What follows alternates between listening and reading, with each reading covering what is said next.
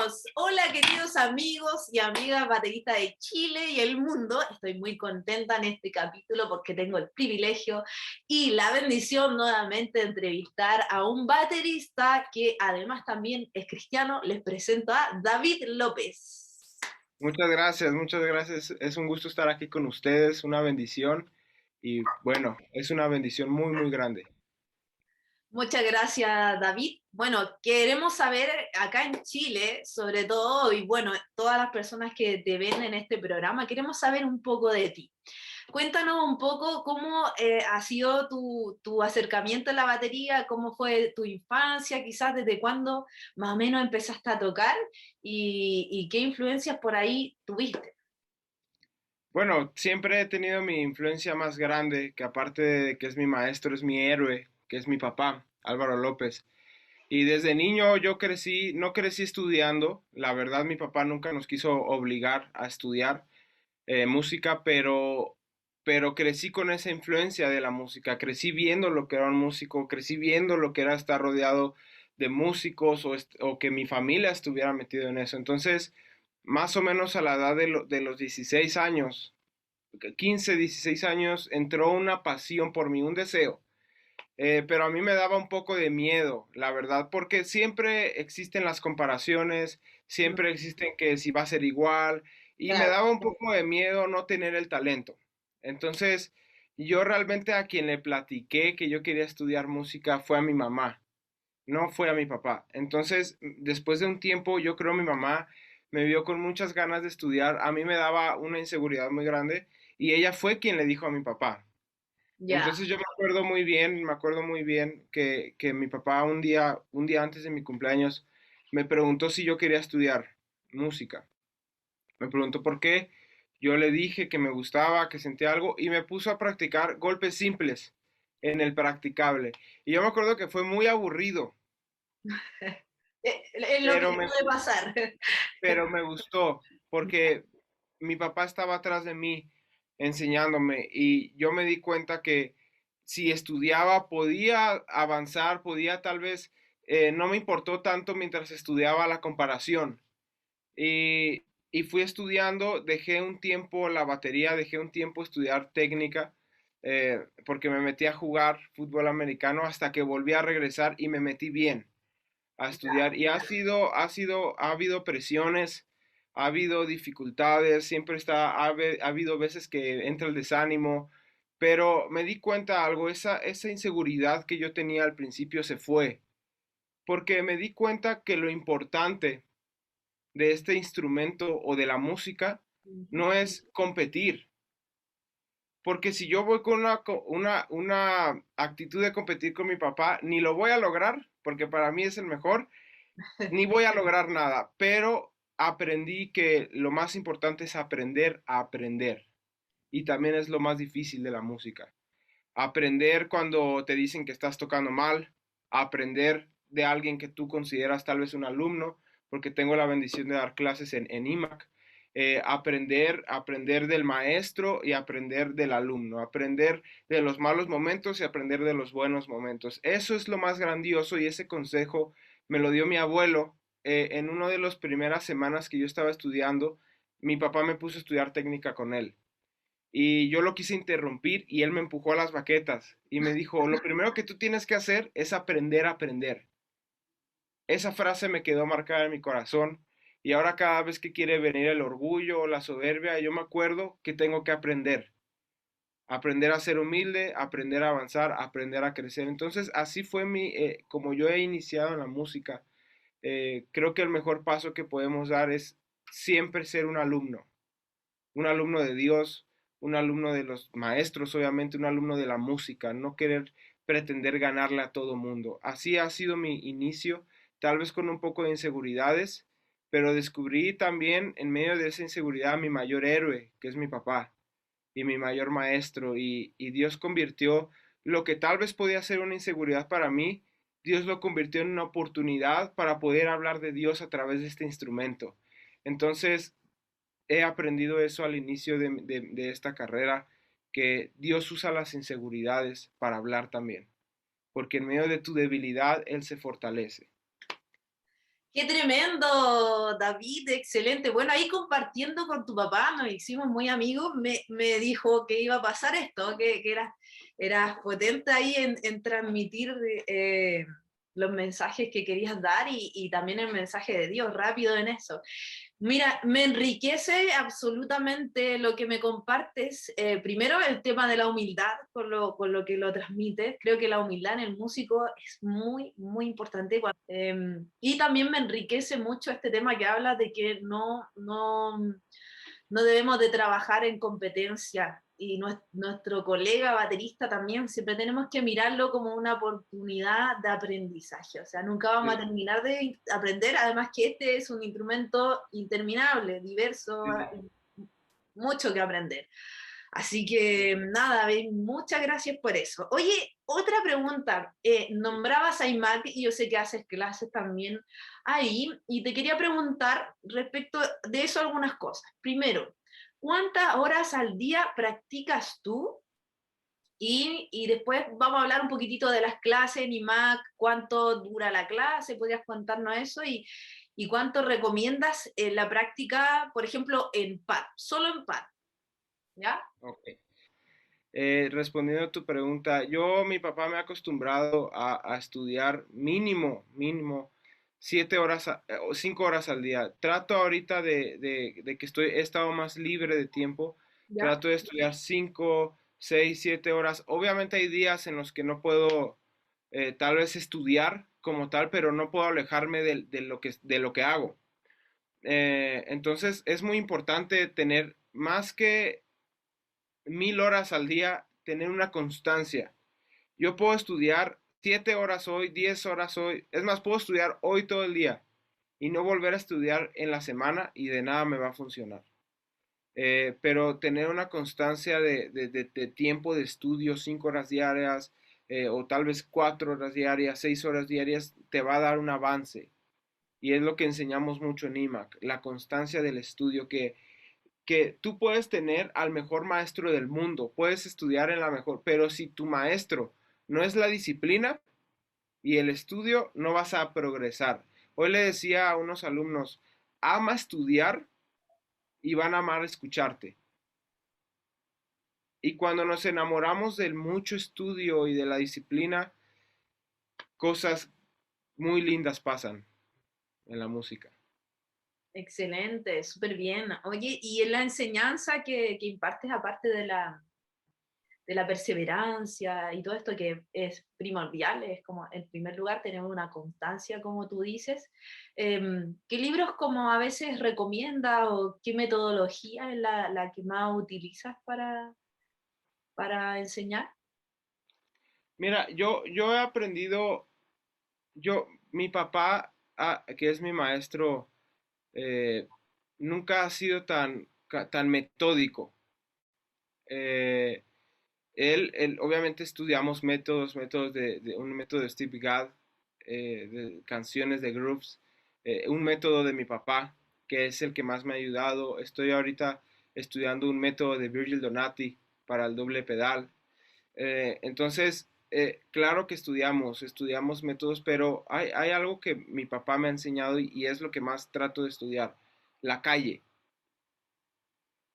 Si tú te vas a Nueva York, a, a un barrio en Nueva York, a un bar en Nueva York, a un lugar en Nueva York, y tú empiezas a escuchar a los músicos que hay allá, tal vez no van a saber ni lo que es un dieciseisavo, pero van a tocar como si supieran todo. O tal vez sí lo van a saber, son músicos monstruosos, o sea. Entonces, mucho hemos aprendido eso, la calle, el colmillo de cuando uno está tocando, tener la capacidad de lo que uno estudió, de desarrollarlo con métodos, paradiles, técnica, en la musicalidad. Eso es lo que más, la musicalidad. Tener la mente de productor. Y para eso uno tiene que ganar experiencia. Tener una mente que no atasque, sino que enamore de productor. Eso es mucho lo que como alumno yo he aprendido, lo que aprendo más bien, y lo que voy a ir aprendiendo, la metodología que usamos, pensar como productor. Eh, por ejemplo, allá en Chile, el maestro Carlos Figueroa, que de repente yo lo veo en Villa del Mar y lo veo haciendo un chorro de cosas y tiene una mente más allá de un baterista, Mm. porque ha estudiado.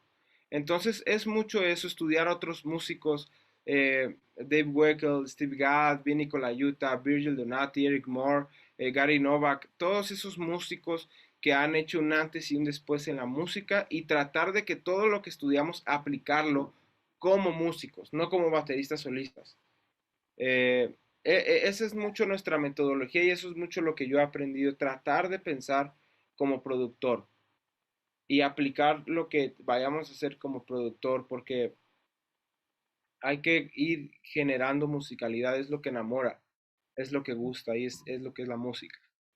Súper, excelente, qué bien. Oye, no estaba preparada para esto, mira, te voy a mostrar algo. Nombraste a Carlos Figueroa y yo entrevisté a Carlos Figueroa, somos muy amigos, tenemos una amistad muy buena. Te voy a mostrar algo, espera, dame un segundo. Espera, Sí, la verdad es que no estaba preparada para esto. Ah. Aquí tengo las baquetas de Carlos Figueroa, bueno, él me las regaló con mucho wow, cariño, yo no las he utilizado mucho porque las tengo guardadas ahí. claro, Bueno, él ocupa wow, esta marca Dresen y sabes que esta marca está con su firma y todo. Y sí, efectivamente, te quiero contar algo. Tú y Carlos Figueroa tienen algo muy en común y lo voy a etiquetar en este programa para que él lo vea. ah, La humildad. Él tiene una humildad sí, tremenda. De verdad, habla mucho de sí y yo creo que por eso ha logrado muchas cosas también Carlos Figueroa. Bueno, es un músico muy completo también y director y todo eso. Eh, sí, sí, sí. Mira, hablando de marca, hablando de la marca de Dresden, de Carlos Figueroa y todo eso, siempre buscamos marcas que nos acomoden en baquetas, parches, platillos, etcétera. ¿Qué marcas te gustan a ti como, y que utilizas en la batería? Yo ahorita tuve un endorse de unos platillos, unas tarolas que se llaman Spawn y Simtec. A mí me encantaron, a mí me encantaron, como personal, hasta ahorita. A mí me encantaron, es una marca de Estados Unidos y tuve el privilegio de tener un contacto ahí con ellos por medio de un amigo muy querido y me dieron unas tarolas y unos platillos. Pero como que a mí me gustan marcas, me gusta mucho Yamaha. Yamaha para mí es desde Steve Gadd en el 76 que empezó a usar Yamaha, ¿verdad? Entonces, para mí Yamaha ahorita es en la batería en la que yo toco, en la que tocamos mi papá y yo, o estudiamos una PHX y Yamaha, Siljan. Acá en México hay una marca de baquetas Montano que a mí me encanta. Hay muchas marcas, pero Yamaha, a mí, yo estoy muy casado con Yamaha porque es lo que mi papá me ha enseñado también. Sí, y bueno, nos va acomodando y nos va gustando harto la sonoridad. Tiene que ver con Claro. esto también. Y en los platillos, en todo. Disculpa, ¿cómo se llamaban las baquetas que nombraste para, quizás, no sé, me gustaría algún día conocerlas? Baquetas Montano. Ya, Montano. las voy a buscar ahí, las voy a googlear un poquito y para ir a comprar cuando vaya a México. Así Sí, sí. que eso. Bueno, maravilloso. Mira, antes que le contemos, le vamos a dar un regalo, ¿cierto? Una sorpresa a los del programa al final para que te escuchen un poquitito. Hay una improvisación, le vamos a contar después. Pero un poquito. Antes de eso, me gustaría que le diéramos un regalito ahí a los músicos que te están viendo y bueno, hay mucho músico cristiano que yo creo que te va a estar escuchando, o mucho músico que quizás quiera conocer de Dios, o que ya conozca y quizás se ha apartado y hoy día necesita. Te invito a que le des unas palabras al público que te está escuchando. Claro, claro que sí. Hay algo que a mí en pasamos todos tiempos muy difíciles. Vino la pandemia, situaciones emocionales, tormentos. Yo voy a abrir mi corazón. Ujú. Porque yo sé que mucho músico batalla con lo mismo. Yo he batallado mucho, tanto como te dije, en este tiempo yo me di cuenta que batallaba mucho con la soberbia, hasta que el Señor me humilló o espero, porque cambiar después de este tiempo ha sido favorable y hay algo que yo les quiero compartir a todos los que están pasando angustias, procesos, tal vez tuvieron un diagnóstico negativo, tal vez sientes que no puedes avanzar, tal vez sientes que no tienes talento. Tal vez alguien te dijo que no eras capaz. En mi caso, yo crecí con una inseguridad en mi mente yo solo, porque un día una maestra me dijo que era un tonto, o que me reía como un tonto. Y yo crecí pensando que no era muy capaz. Y dice el Salmo 23:5, que el Señor unge nuestra cabeza con aceite. Y me puse a investigar qué significaba eso, porque siempre lo decimos, el Señor nos unge, el Señor te unge, pero ¿qué significa que el Señor unge nuestra cabeza con aceite cuando no me siento ungido? Cuando siento que me equivoqué, cuando siento que fracasé, cuando me dijeron que no lo podía lograr. ¿Qué significa que el Señor unge mi cabeza?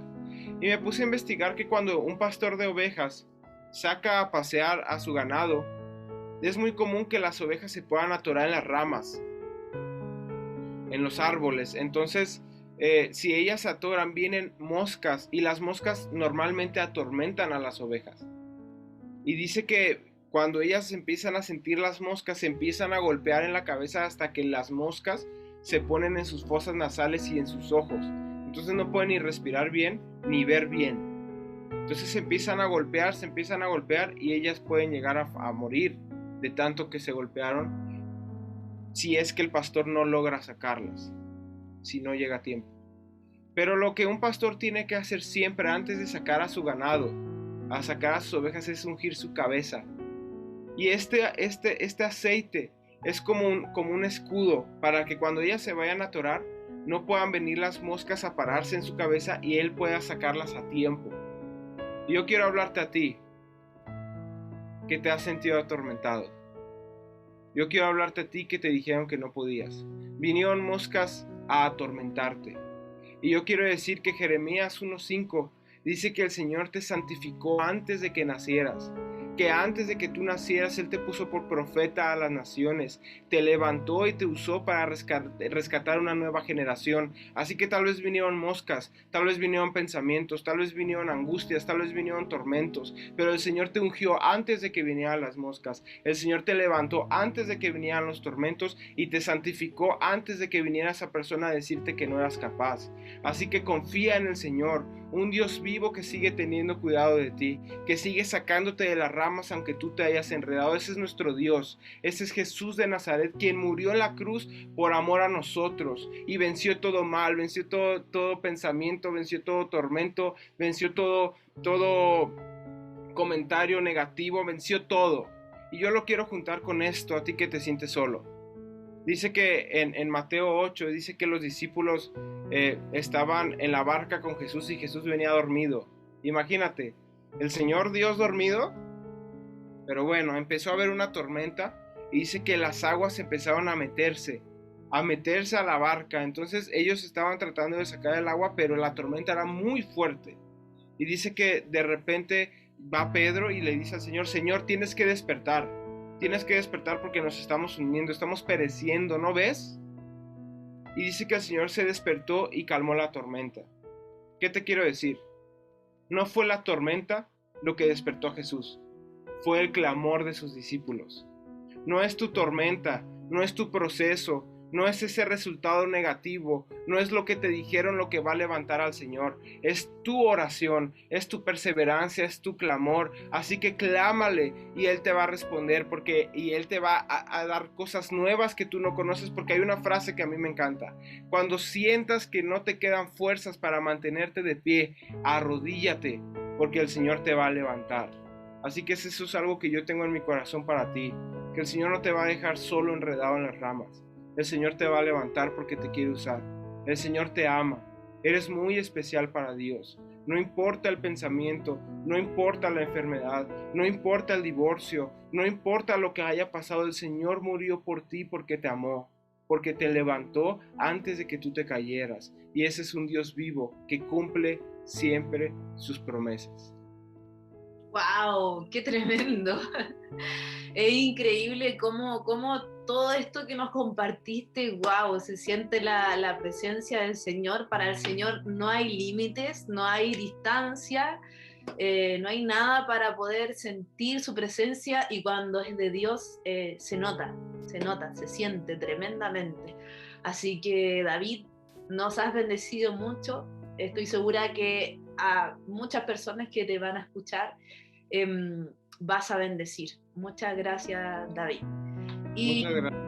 Ok, dice que conoces la historia de Lázaro. uh-huh. Si te acuerdas de Lázaro, murió. Y dice el Señor, dice que cuando le dijeron que Lázaro, su amigo, estaba enfermo, el Señor les dijo, bueno, tengo trabajo que hacer.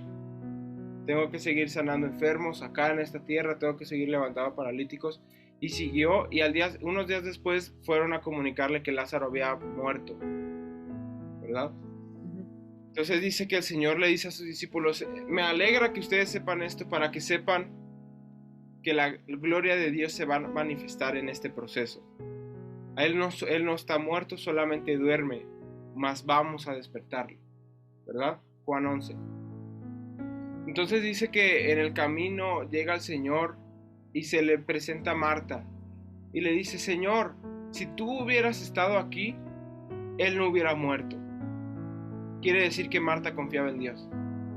¿Y cuántas veces hemos confiado en Dios y se han muerto posibilidades?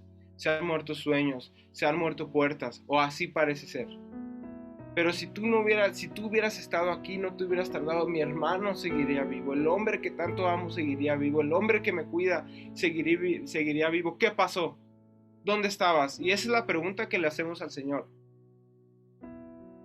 Pero dice que el Señor le dice, ¿dónde está Lázaro?